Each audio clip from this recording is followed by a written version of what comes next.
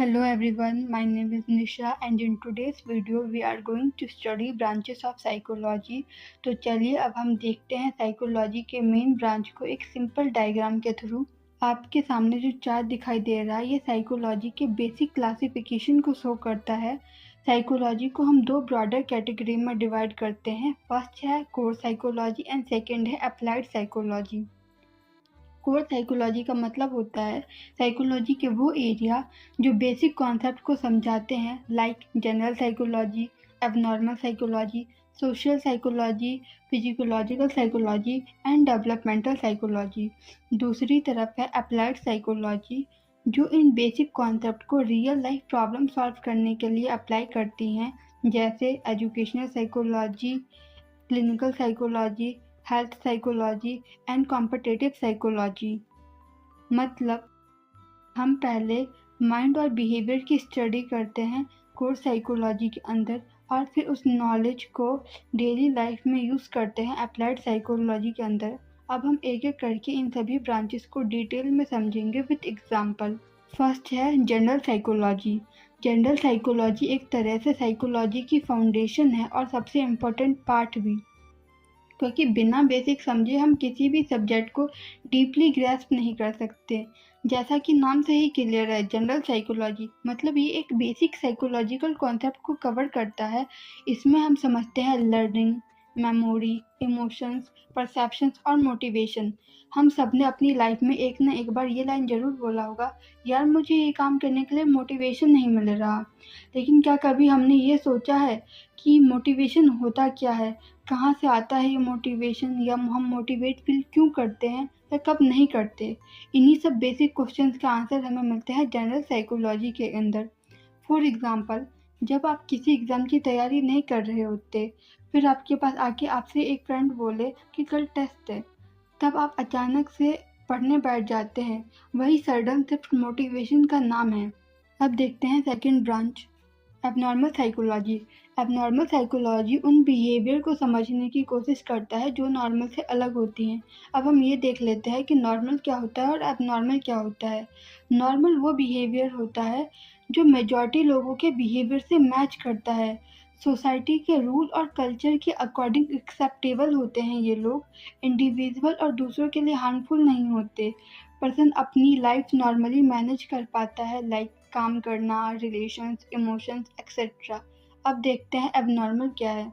ये बिहेवियर बहुत ही इंटेंस होता है, लाइक बहुत ज़्यादा गुस्सा करना या बहुत ही ज़्यादा खुश हो जाना बिना किसी रीज़न के। फंक्शनिंग इफेक्ट भी देखा जाता है इन लोगों के अंदर, मतलब अपना किसी भी काम को ये लोग सही से नहीं कर पाते और ना अपने रिलेशंस को अच्छे से मैनेज कर पाते हैं। सोसाइटी के नॉर्म से भी बहुत ज़्यादा अलग होते हैं ये लोग। सेल्फ या अदर के लिए हार्मफुल होते हैं।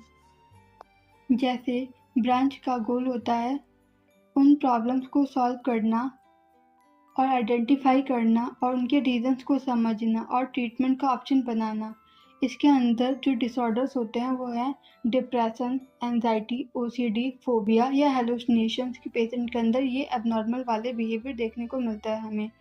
फॉर एग्जांपल, अगर कोई इंसान बार बार हाथ धो रहा है बिना किसी रीज़न के या हर वक्त एंजियस फील कर रहा है, तो एबनॉर्मल साइकोलॉजी हेल्प करती है ये समझाने में कि वो बिहेवियर नॉर्मल से अलग क्यों है और उसे मैनेज कैसे करें। अब देखते हैं next branch, social psychology. Social psychology ये दिखाती है कि ह्यूमन दूसरों के प्रेजेंस में कैसा बिहेव करता है। यह ब्रांच समझाती है कि group influence, peer pressure, attitude formation और सोशल थिंकिंग का क्या इफेक्ट होता है हमारे ऊपर। मतलब इसमें हम ये समझते हैं कि जब हम अकेले होते हैं तो हम कैसा बिहेव करते हैं और जब हम बहुत सारे लोगों के बीच में होते हैं तो हम कैसा बिहेव करते हैं।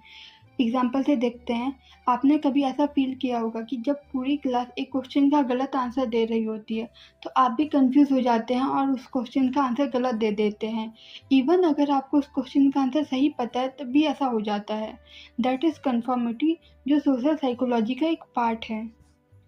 अब देखते हैं नेक्स्ट ब्रांच, फिजियोलॉजिकल साइकोलॉजी या बायोसाइकोलॉजी।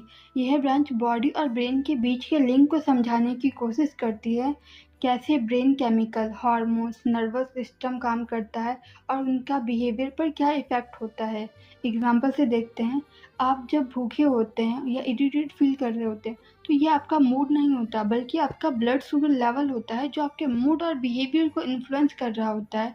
इन्हीं सब चीज़ों की स्टडी हम बायोसाइकोलॉजी के अंदर करते हैं। अब देखते हैं next branch, developmental psychology.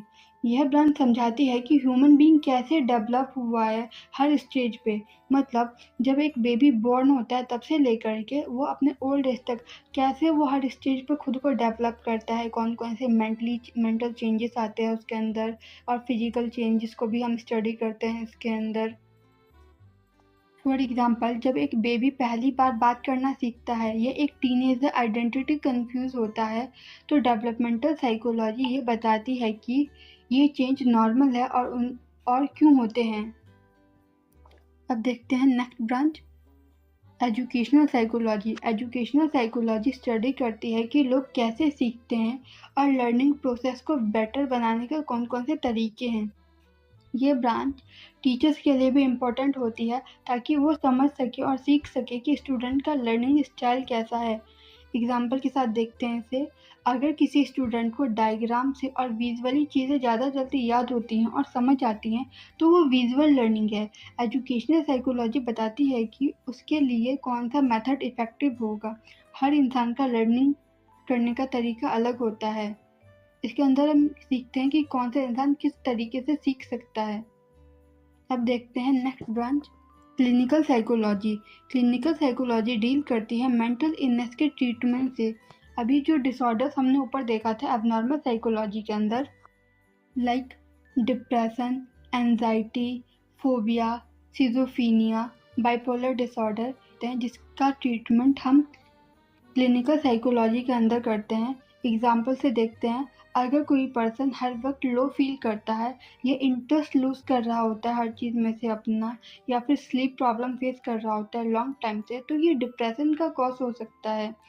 Clinical psychologist उन्हें हेल्प करती है थेरेपी और सेशन से ठीक होने में। नेक्स्ट ब्रांच है इंडस्ट्रियल साइकोलॉजी या ऑर्गेनाइजेशनल साइकोलॉजी। यह ब्रांच ऑफिस और वर्क प्लेस के बिहेवियर को स्टडी करती है, जैसे motivation, leadership, team management. Example, अगर किसी कंपनी के एम्प्लॉय मोटिवेट फील नहीं कर रहे होते तो इंडस्ट्रियल साइकोलॉजी ये हेल्प करती है वर्क एनवायरनमेंट को ऐसा डिज़ाइन करने में कि लोग ज़्यादा प्रोडक्टिव, सेटिस्फाइड हो सकें।